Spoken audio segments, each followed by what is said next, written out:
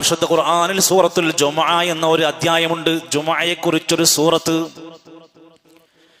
ആ സൂറത്തിലെ 11 ആയത്തുകളിൽ 11ാമത്തെ ആയത്ത് ഈ സന്ദർഭത്തിൽ ഇറങ്ങി. വഇദാ റഔ തിജാറതൻ ഔ ലഹ്വൻ ഫദ്ദൂ ഇലൈഹാ വതറകൂക ഖായിമ.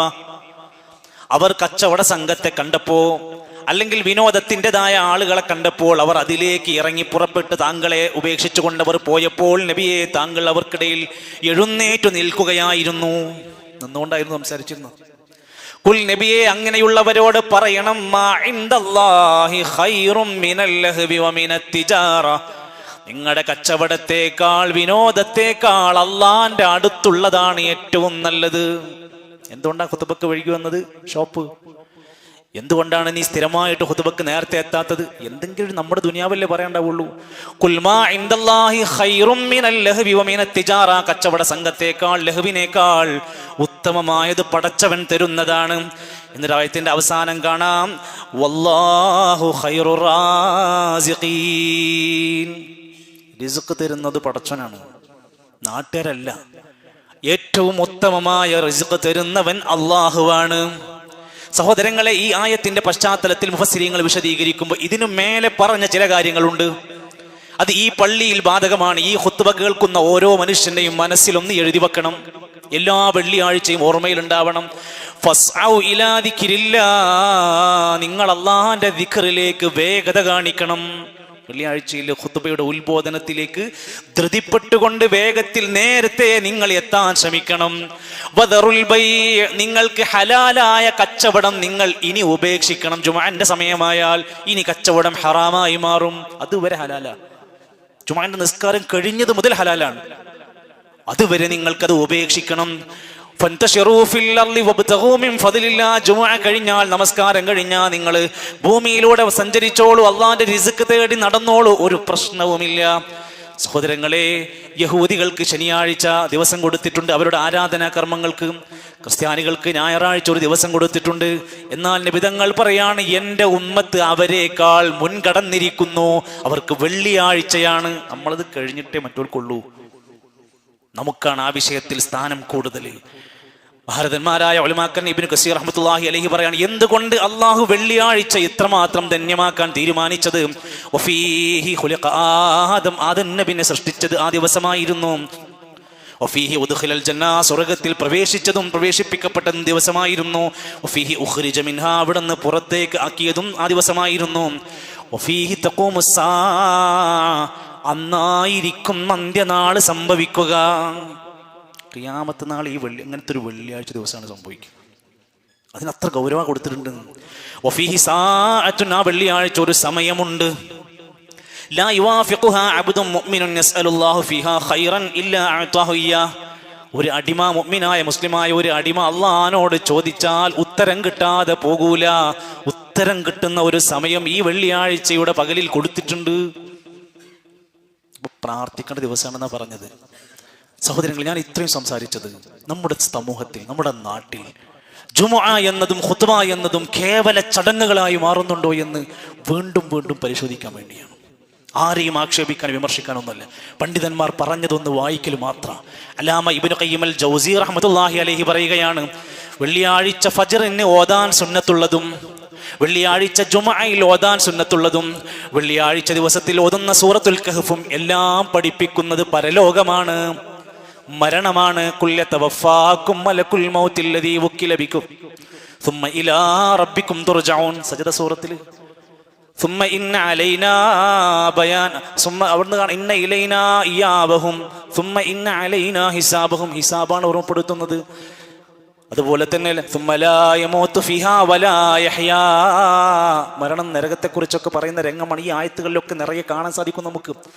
ആ ചിന്തയാണ് ഒരു വിശ്വാസിയെ, മുഅ്മിനിനെ നയിക്കേണ്ടത് എന്നതുകൊണ്ടാണ് അത് പഠിപ്പിച്ചിരിക്കുന്നത്. അവിടുന്ന് കാണാം, മൻ തറക സലാസു ജുമഇൻ. നബി സല്ലല്ലാഹു അലൈഹി വസല്ലം പറഞ്ഞു, ആരെങ്കിലും 3 വെള്ളിയാഴ്ച ദിവസങ്ങൾ മനഃപൂർവ്വം തഹാവുനം ബിഹാ, മനഃപൂർവ്വം ഒരു കാരണവുമില്ലാതെ ഉപേക്ഷിച്ചാൽ തബഅ അല്ലാഹു അലാ ഖൽബിഹി. അവന്റെ കൽബിൽ അല്ലാഹു മുദ്ര വെക്കും. പിന്നെ ഈമാൻ കിട്ടൂല, പിന്നെ കൽബിലേക്ക് ഈമാൻ കയറൂല. അവന്റെ സീല് വെക്കപ്പെടുമെന്നാണ് പറഞ്ഞതിന്റെ അർത്ഥം. ഇന്നും ജീവിച്ചിരിപ്പുള്ള സ്വാലിഹുൽ ഫൗസാൻ ഹഫിളഹുല്ലാ സൗദിയിൽ അറിയപ്പെടുന്ന പണ്ഡിതൻ അദ്ദേഹത്തിന്റെ കിതാബിൽ പറയാണ്, ഒരാൾ പള്ളിയിലേക്ക് ജുമാക്ക് നേരത്തെയാണ് വരേണ്ടത്. നേരത്തെയാണ് വരേണ്ടത്. നമ്മുടെ പള്ളിയിൽ ആദ്യം എത്തുന്നത് ഖത്തീബാണ്, 10 മണിക്കെത്തും. പിന്നെ ആദ്യം വരുന്ന മനുഷ്യൻ 11:30 മണിക്കെത്തും. പിന്നെ ഒരാൾ 11:45 സ്ഥിരം ഞാൻ കാണുന്ന കാഴ്ചയാണ്. എന്നും അവരാണ് ആദ്യം എത്താറുള്ളത്. എപ്പോഴെങ്കിലൊക്കെ മോഹം തോന്നാറുണ്ട്, ഈ സ്ഥാനത്ത് വേറെയും നാട്ടുകാരുണ്ടല്ലോ, അവർക്കൊക്കെ ഈ പോസ്റ്റ് വേണ്ടേ? നേരത്തെ എത്താൻ, അതിന്റെ ആദ്യം എത്തിയ പ്രതിഫലം വാരിക്കൂട്ടാൻ ഒരു മത്സരം ഇവിടെ നടക്കുന്നില്ലല്ലോ, താല്പര്യം കാണുന്നില്ലല്ലോ എന്ന് തോന്നിപ്പോകാറുണ്ട്. എത്ര വർഷം, 4 വർഷമായി ഞാൻ ഈ കാഴ്ച കാണുന്നു. ഞാൻ ഓർമ്മപ്പെടുത്തുകയാണ്, നേരത്തെ എത്തുന്ന ഒരു കൗമിനെ കണ്ട് സന്തോഷിക്കാൻ നമുക്ക് ഈ നാട്ടിൽ, നമ്മുടെ നാടുകളിൽ ഒരു അവസരം ഉണ്ടാവില്ലേ എന്ന് ആലോചിക്കേണ്ടതുണ്ട്. ഖുതുബ തുടങ്ങിയപ്പോൾ എത്ര പേരുണ്ടായിരുന്നു, ഇപ്പൊ എത്ര പേരായി? ഇനി നമസ്കാര സമയമാകുമ്പോൾ നമ്മുടെ പള്ളിയുടെ കോലെന്തായിരിക്കും? അദ്ദേഹം പറഞ്ഞൊരു വാക്കുണ്ട്, പണ്ഡിതന്റെ കിതാബിൽ പറഞ്ഞ വാക്കുണ്ട്, നേരത്തെ വന്ന ഒരു മനുഷ്യൻ അയാൾ എന്ത് ചെയ്യേണ്ടതാണ്? സ്വലാത്തുൻ നാഫില, സുന്നത്തായി അദ്ദേഹത്തിന് നമസ്കരിക്കാം, 2 റക്അത്ത് തഹിയ്യത്ത് നമസ്കരിക്കാം.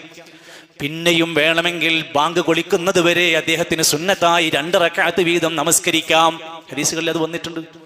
എന്നാൽ ജുമാ തുടങ്ങിയാൽ, ബാങ്ക് വിളി കേട്ടാൽ പിന്നെ അവിടെ നിന്ന് അങ്ങനെ നിസ്കാരം തുടരാൻ പാടില്ല. അവിടെ പിന്നെ കയറി വന്നവർ തഹിയ്യത്ത് മാത്രമാണ്. വദ്ദിക്രി, ധാരാളമായി പിന്നീട് ദിക്റുകൾ ചൊല്ലിക്കൊണ്ടിരിക്കുക. വൽ ഖിറാഅത്തി, ഖിറാഅത്ത് നടത്തിക്കൊണ്ടിരിക്കുക. വ ഇമാമിൽ ഖുത്ബത്തി, ഖുത്ബ തുടങ്ങിക്കഴിഞ്ഞാൽ ഇമാമിലേക്ക് ശ്രദ്ധിച്ചുകൊണ്ട് ഖുത്ബയിലേക്ക് ശ്രദ്ധിക്കാനാ പറഞ്ഞിരിക്കുന്നത്. ഇവിടെ വെള്ളിയാഴ്ച നമ്മൾ ഖത്തീബ് പടിഞ്ഞാറുന്ന് അങ്ങോട്ട് നിന്ന് സംസാരിക്കും. ജനങ്ങളെല്ലാം പടിഞ്ഞാട്ടിൽ നിന്ന് സംസാരിക്കണം, കേൾക്കണം. ഈ സൈഡിലിരിക്കുന്നവരും ഈ സൈഡിലേക്ക് തിരിഞ്ഞിരിക്കുന്നവരും ഇരിപ്പ് മാറ്റണം.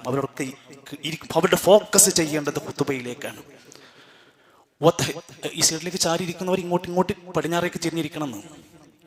വതഹ്രീമൽ കലാം, അതേപോലെ തന്നെ സംസാരിക്കുക എന്നത് ഹറാമാണ്. നമ്മുടെ പള്ളിയിൽ ചിലർ കയറി വരും, എന്നിട്ട് കൈ കൊടുക്കണം, മുത്തിന് സലാം പറയണം, വർത്താനൊക്കെ ചോദിച്ചിട്ടാണ് പിന്നെ വന്ന് പള്ളിയിലിരിക്കുന്നത്. ഒരു ഖത്തീബ് ഒരു പള്ളിയിൽ ഖുത്ബ നിർവഹിച്ചു കൊണ്ടിരിക്കുക, അവിടെ സംസാരിക്കാൻ ഒരു പഴുതുമില്ല നിങ്ങൾക്ക്, ഖത്തീബിനൊഴികെ. എന്തിവിടെ സംഭവിച്ചാലും ഹദീസ് ഞാൻ പറയാം. വല്ലദീ യഖൂലു ലിസാഹിബിഹി, ആരെങ്കിലും ഒരാളോട് സംസാരിച്ചാൽ അൻസിത്, ഒന്ന് മിണ്ടാതിരിക്ക് എന്നൊരു ഗൗരവമുള്ള കാര്യം പറഞ്ഞാൽ ഫലാ ജുമഅത ലഹു, അവന് ജുമഅ ഇല്ല. പണ്ഡിതന്മാർ പറഞ്ഞത് അവന് പരിപൂർണമായ ജുമഅന്റെ പ്രതിഫലം പോയി എന്നാണ്. ആ കസേരണ്ട് കാട്ട്, എന്നോട് നീങ്ങിരിക്കുക എന്നൊക്കെ പറഞ്ഞോണ്ടത് പോയി എന്നാണ് ആ പറഞ്ഞതിന്റെ അർത്ഥം. ഫലാ ജുമഅത ലഹു, അവന് ജുമഅയുടെ പൂർണ്ണത ലഭിക്കില്ല. എന്നാൽ ഖുത്ബ നടന്നുകൊണ്ടിരിക്കുക, ഒരാൾ കയറി വരുന്നു, അയാൾ സലാം പറഞ്ഞാലോ ആരും മടക്കണ്ട. അത് ഏത് പള്ളിയാലുള്ള നിയമമാണ്. വേണമെങ്കിലും ഇഷാറ കൈകൊണ്ട് ഇങ്ങനെ മടക്കിയിട്ടുണ്ട് എന്നുള്ള സൂചന പറയാൻ പാടില്ല. ആദ്യം ആരെങ്കിലും അറിയാതെ പറഞ്ഞാൽ തന്നെ വഅലൈക്കും അസ്സലാം എന്ന് പറഞ്ഞ് വായ കൊണ്ട് സംസാരിച്ച് മടക്കാൻ പാടില്ല. അത് ജനങ്ങളുടെ സംസാരമാണ്. അതിന്റെ ഇടയിൽ ഒരാൾ തുമ്മിയാൽ അയാൾ അൽഹംദുലില്ലാ പറയാം, അപ്പൊ മറ്റോ യർഹമുക്കല്ലാഹ് പറയാ പാടില്ല. അയാൾ അൽഹംദുലില്ലാ പറയാം, അയാളിൽ മാത്രം ഒതുങ്ങാൻ പാടുള്ളൂ. ഇനി അയാൾ ഇനി ഉറക്കെ പറഞ്ഞാൽ പോലും അപ്പുറത്തിരിക്കുന്നവൻ യർഹമുക്കല്ലാഹ് പറയരുത്. ഇതൊക്കെ സാധാരണ നടക്കാറുണ്ട്. പക്ഷെ ജുമഅന്റെ ഇടയിൽ അവിടെ ചില ഗൗരവമായ വസിയ്യത്തുണ്ട്. ഇബ്നു ഖയ്യിം അൽ ജൗസി റഹ്മത്തുള്ളാഹി അലൈഹി അവിടുത്തെ സാദുൽ മആദ് എന്ന കിതാബിൽ 133 കാര്യങ്ങളാണ് ജുമഅയുടെ സവിശേഷമായ വിശേഷണങ്ങൾ എഴുതി കൃത്യമാക്കി രേഖപ്പെടുത്തിയിട്ടുണ്ട്. എല്ലാം കൂടി പറയുന്നില്ല. അത്തബ്കീറു ഫി ദഹാബി ഇലൽ മസ്ജിദി, പള്ളിയിലേക്ക് നേരത്തെ പുറപ്പെടുക എന്നത് ഗൗരവമാണ്. നമ്മളോട് ചോദിക്കുക, എന്ത് കാരണം കൊണ്ടാണ് ഞാൻ ഇങ്ങനെ എത്തിപ്പോണത്? എന്തിനാണ് അവസാന ബാങ്ക് കൊടുക്കുന്ന ടൈമിൽ ഷാർപ്പായി ഓടിക്കതച്ചിങ്ങനെ എന്താ ഇങ്ങനെ ആവുന്നത്? എന്താണ് ഞാനൊരു 10 മിനിറ്റ് നേരത്തെ എത്തിയാൽ എന്താണ് എനിക്ക് സംഭവിക്കുക? നമ്മളെ കുറിച്ച് ചോദിച്ചു നോക്കി. നമ്മൾ സ്ഥാപനങ്ങൾ നടത്തുന്നവരാണ്, നമ്മളായിരിക്കും ചിലപ്പോൾ മുതലാളി, നമ്മൾ തന്നെ ഇതായിരിക്കും അവസ്ഥയെങ്കിൽ നമ്മുടെ കടയിലെ സ്റ്റാഫുകളുടെയൊക്കെ ദയനീയാവസ്ഥ എന്തായിരിക്കും എന്ന് ചിന്തിച്ചു നോക്ക്. ഇനി ഉലമാക്കന്മാര് പറയും, ഇദാ സ്വല്ലാ അഹദുകുമുൽ ജുമുഅ ഫല്യുസല്ലി ബഅദഹാ അർബഅൻ, ജുമുഅയുടെ മുമ്പ് റവാത്തിബായ നമസ്കാരമില്ല, തഹിയ്യത്തായ നമസ്കാരമുണ്ട്. എന്നാൽ ജുമുഅ കഴിഞ്ഞാൽ അയാൾക്ക് 4 റക്അത്ത് വരെ റവാത്തിബായി നമസ്കരിക്കാം. 2 റക്അത്ത്. ഒരാൾ പള്ളിയിൽ നിന്ന് പോയി വീട്ടിലോ ഷോപ്പിലോ പോയിട്ടാണ് സുന്നത്ത് നമസ്കരിക്കുന്നതെങ്കിൽ അയാൾ 2 നമസ്കരിച്ചാൽ മതിയാകും എന്ന് വിശദീകരിച്ചിട്ടുണ്ട്.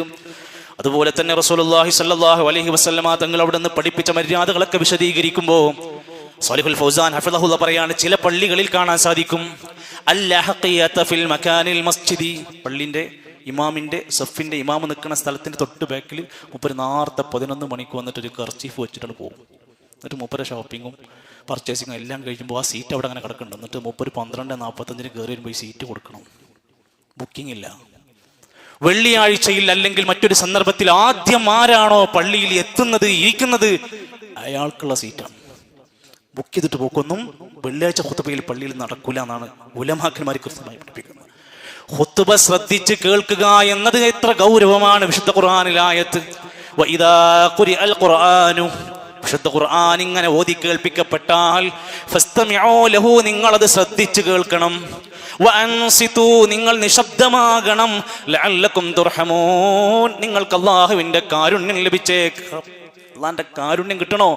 ശ്രദ്ധിച്ച് കേൾക്കണം. വന്ന് ഇരുന്ന പാട് ഇന്നൽ ഹംദലില്ലാ നഹ്മദു എന്ന് പറഞ്ഞപ്പോൾ തുടങ്ങിയ ഉറക്കാണ്. ഇനി വാഖിർ ദഅവാന അനിൽ ഹംദുലില്ലാ പറയുമ്പോഴേ നീക്കുള്ളൂ. ഇതിൻ്റെ ഇടയിൽ ഓതുണ്ടാക്കാതെ പോയി നിസ്കരിക്കണ മനുഷ്യന്മാരുണ്ട്. നല്ല ഉറക്കുറങ്ങിയിട്ട് ഓതുണ്ടാക്കാതെ പോയി നിസ്കരിക്കുന്ന ആൾക്കാരുണ്ട്. ഇവിടെ നിങ്ങൾക്ക് ഇവിടുന്ന് കാണാൻ പറ്റും. ഞാൻ ഒരു കാര്യം പറയാം. ഖുത്ബ നടന്നുകൊണ്ടിരിക്കെ ശ്രദ്ധിച്ച് കേൾക്കുക എന്ന വിഷയത്തിൽ ഖുത്ബയിലേക്ക് തിരിഞ്ഞ് ഇരുന്നു കൊണ്ട് ആ ഖുത്ബയെ ശ്രദ്ധിച്ച് മനസ്സിലാക്കാനാണ് ശ്രമിക്കേണ്ടത്. മൻ തകല്ലമ, അതിൻ്റെ ഇടയിൽ ആരെങ്കിലും സംസാരിച്ചാൽ ഫഹുവ കൽ ഹിമാർ, അവൻ കഴുതയെ പോലെയാണ്. യഹ്മിലു അസ്ഫാറ, ഭാരം ചുമക്കുന്ന കഴുതന്റെ മാതിരി ചുമക്ക് വന്നിട്ടുണ്ടെന്നല്ലാതെ ഒരു കാര്യം അവൻക്കില്ല എന്ന് പറഞ്ഞ പോലെ. അതുകൊണ്ട് തന്നെ വന്ന് ഇരിക്കുന്ന ആളുകൾ ഖുത്ബ ശ്രദ്ധിക്കണമെന്ന മനസ്സോടെയാണ് ഇരിക്കേണ്ടത്. ഇടത് കൈകൾ പിറകിലേക്ക് ഒറ്റക്ക് കുത്തിയിട്ട് ഇരിക്കാൻ പാടില്ല. കാൽമുട്ടുകൾ രണ്ടും ചേർത്ത് പിടിച്ചുകൊണ്ട് മുട്ടുകുത്തിയിട്ട് പിടിച്ചിട്ടുള്ള ഇരുന്നുള്ള ഉറക്കം പാടില്ല, ഇരിക്കാനും പാടില്ല. അത് ഖുത്ബക്കല്ല, എപ്പോഴും. ഇനി റസൂലുള്ളാഹി സ്വല്ലല്ലാഹു അലൈഹി വസല്ലം പറഞ്ഞ ഈ ഖുത്ബ ശ്രദ്ധിക്കുക എന്ന ഭാഗമായി നമ്മളെ ഖതീബിലേക്കാണ്, ഖുത്ബയിലേക്കാണ് നമ്മൾ ശ്രദ്ധിക്കേണ്ടത്. പിന്നെ ആര് എപ്പോൾ വന്നോ എപ്പോൾ പോയി നിങ്ങൾ ആരും നോക്കണ്ട.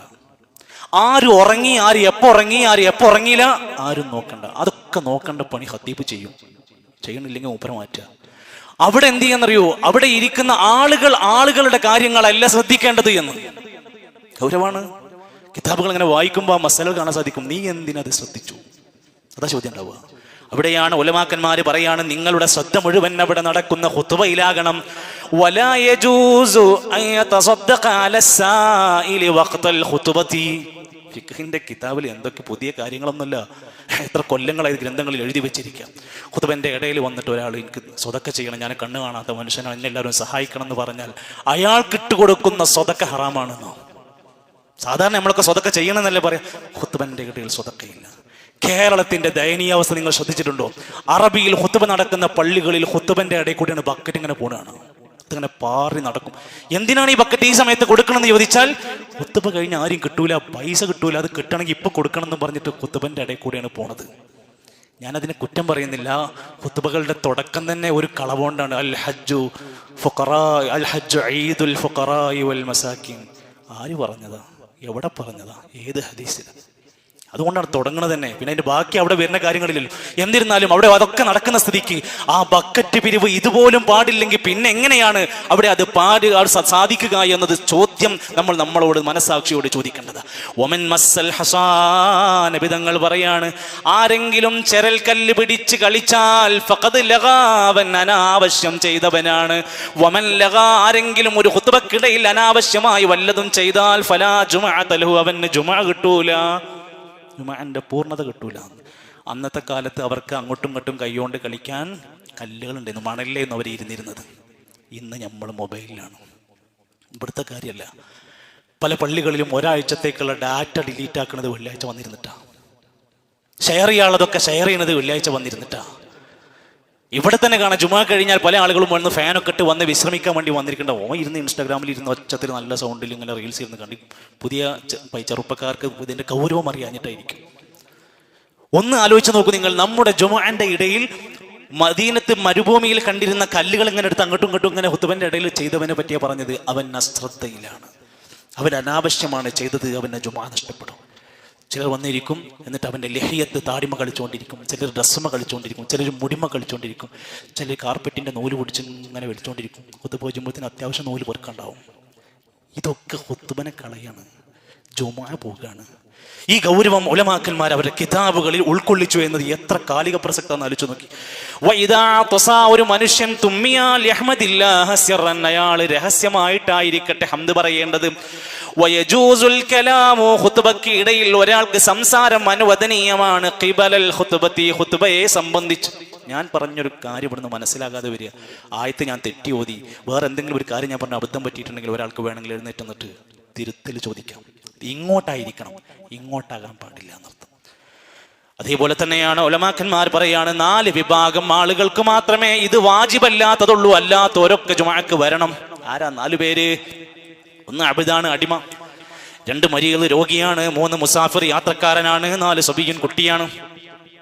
അല്ലാത്തവരൊക്കെ ഖുത്ബന്റെ കാര്യത്തിൽ അവർക്ക് എങ്ങനെയെങ്കിലും അവിടെ എത്തപ്പോൾ, രോഗിയാണെങ്കിൽ തന്നെ അദ്ദേഹത്തിന് ജുമുഅക്ക് എത്താൻ വല്ല വഴി ഉണ്ടെങ്കിൽ അയാൾ എത്താൻ ശ്രമിക്കണം. യാത്രക്കാരനാണ്, അയാൾക്കൊരു ജുമുഅ കിട്ടുമെങ്കിൽ അയാൾ ജുമുഅയിൽ പങ്കെടുക്കാൻ നോക്കണം. ഇനി ഇതിൽ പങ്കെടുക്കാൻ കഴിയാതെ പോയ സ്ത്രീകളെ പോലെയുള്ളവരൊക്കെ ആണെങ്കിൽ അവർ ഇവിടുത്തെ ജുമുഅ കഴിഞ്ഞതിന് ശേഷമേ അവർ ളുഹർ നമസ്കരിക്കാൻ പാടുള്ളൂ. അതിന്റെ അർത്ഥം സാധ്യമാകുമെങ്കിൽ അവർ ആ ജുമുഅയിൽ എത്തിപ്പെടണമെന്നതിന്റെ സൂചനയാണ് എന്നർത്ഥം. അതുകൊണ്ട് തന്നെ ഇതൊരിക്കലും ളുഹറിന് പകരമായ നമസ്കാരമല്ല ജുമുഅ എന്ന് മനസ്സിലാക്കുക. മറിച്ച് റസൂലുള്ളാഹി സ്വല്ലല്ലാഹു അലൈഹി വസല്ലം പറഞ്ഞു, മൻ അദ്റക റകഅതൻ മിനൽ ജുമുഅത്തി, ഒരാൾ പള്ളിയിൽ വന്നു, സാധാരണ പോണ പോലെ അവസാനം ഓടി എത്തി നോക്കുമ്പോൾ ഇമാമിന്റെ 1-ാമത്തെ റക്അത്ത് കഴിഞ്ഞ് 2-ാമത്തെ സുജൂദിക്ക് എത്തിക്കണു, 2-ാമത്തെ റക്അത്തിലെ സുജൂദിൽ എത്തിക്കണു. മൂപ്പര് പതുക്കെ സലാം വീട്ടിയിട്ട് 2 റക്അത്ത് നിസ്കരിച്ചാൽ പോരാ, അദ്ദേഹം 4 നിസ്കരിക്കണം. അയാൾക്ക് ജുമുഅ കിട്ടിയിട്ടില്ല. അങ്ങനെയുള്ളവരൊക്കെ ശ്രദ്ധിക്കേണ്ടതാണ്. ഒരാൾക്ക് ഒരു റക്അത്ത് പോലും കിട്ടിയിട്ടില്ലെങ്കിൽ, അഥവാ 2-ാമത്തെ റക്അത്തിലെ റുകൂഇലെങ്കിലും ഇമാമിന്റെ കൂടെ എത്തിയിട്ടില്ലെങ്കിൽ ഒരു വഷളത്തരും വിചാരിക്കേണ്ട, അയാൾ 4 റക്അത്ത് ളുഹർ നമസ്കരിക്കണം. ഇനിയോ ഖുത്ബയെ കുറിച്ചും പറയുന്നുണ്ട്. ഖതീബുമാർക്കും ചില നിർദ്ദേശങ്ങളുണ്ട്. ഞാൻ എന്നോടും ഇനിയുള്ളവരോടും പറയാണ്, ഖുത്ബകളിൽ ഹംദുലില്ലാ, അല്ലാഹുവിനുള്ള ഹംദ് തുടങ്ങണം. വശഹാദത്താനി, 2 ഷഹാദത്തുകൾ പറയണം. വസ്സലാത്തു അലൻ നബി, നബിന്റെ പേരിൽ സ്വലാത്ത് ഉണ്ടാവണം. വസിയത്തുൻ ബി തഖ്വല്ലാഹ്, അല്ലാഹുവിനെ കുറിച്ചുള്ള വസിയത്ത് പറയണം. വമൗഇദത്തൻ, ജനങ്ങൾക്ക് നല്ല സാരോപദേശം കൊടുക്കണം. വഖിറാഅത്ത് ബി ആയത്തിൻ, ഒരായത്തെങ്കിലും ഓതിയിട്ട് ജനങ്ങൾക്ക് ഉപദേശം കൊടുക്കണം. ഇതുള്ള ഖുത്ബ സ്വഹീഹാണ്. ഇതില്ലെങ്കിൽ ഖുത്ബ സ്വഹീഹല്ല. പിന്നെ എന്തിനാണ് അത് മലയാളത്തിലാവുന്നത്? മലയാളത്തിൽ ആ സാരം പറഞ്ഞു കൊടുത്തെങ്കിൽ ജനങ്ങൾക്ക് മൗഇദത്താവുള്ളൂ, ഉപദേശാവുള്ളൂ. ഞാൻ ഈ പറഞ്ഞത് മൊത്തം അറബിയിൽ പറഞ്ഞാൽ ഈ കൗമിന് എന്ത് അടുത്ത ആഴ്ച എന്ത് മാറ്റാണ്ടാവുക? അതുകൊണ്ടാണ് മഹാരഥന്മാരായ ഉലമാക്കന്മാർ നബി സല്ലല്ലാഹു അലൈഹി വസല്ലം അവിടുത്തെ ഭാഷയിൽ അറബിയിൽ സംസാരിച്ചുവെങ്കിൽ നമുക്ക് നമ്മുടെ ഭാഷയിൽ ഇവിടെ ജനങ്ങളോട് സംസാരിക്കാമെന്നത് സകല ഇമാമിങ്ങളും കിതാബുകൾ രേഖപ്പെടുത്തി. അതുകൊണ്ട് ആ കാര്യം നമ്മുടെ ഓരോ സന്ദർഭത്തിലും ശ്രദ്ധിക്കുക. ഖതീബുമാരും വളരെ ഗൗരവത്തോടെ കാണുക. ഖുത്ബയിൽ അവിടെ സ്വർണത്തിന് വില കൂടിയതും പെപ്സിന്റെ പ്രശ്നങ്ങളും കൊക്കക്കോളന്റെ പ്രശ്നങ്ങളും ഇസ്രായേൽ, അമേരിക്കയും ഇറാനും അതിന്റെ രാഷ്ട്രീയ വശങ്ങളൊക്കെ പറഞ്ഞ് മണിക്കൂറുകളോളം രാഷ്ട്രീയ പ്രസംഗം നടത്തുന്ന അവസ്ഥയിലേക്ക് മാറാതിരിക്കാനും ഇസ്ലാമിനകത്ത് നിന്ന് ഇസ്ലാമിന്റെ മൂല്യങ്ങൾ, അതിന്റെ ആദാബുകൾ, അതിന്റെ ശറായിയായ നിയമങ്ങളെക്കുറിച്ച് കൃത്യമായി ജനങ്ങൾക്ക് സാരോപദേശങ്ങൾ നൽകാനാണ് ഖുത്ബ എന്ന ഓർമ്മപ്പെടുത്തലെന്ന് ഉലമാക്കന്മാർ രേഖപ്പെടുത്തിയിട്ടുണ്ട്.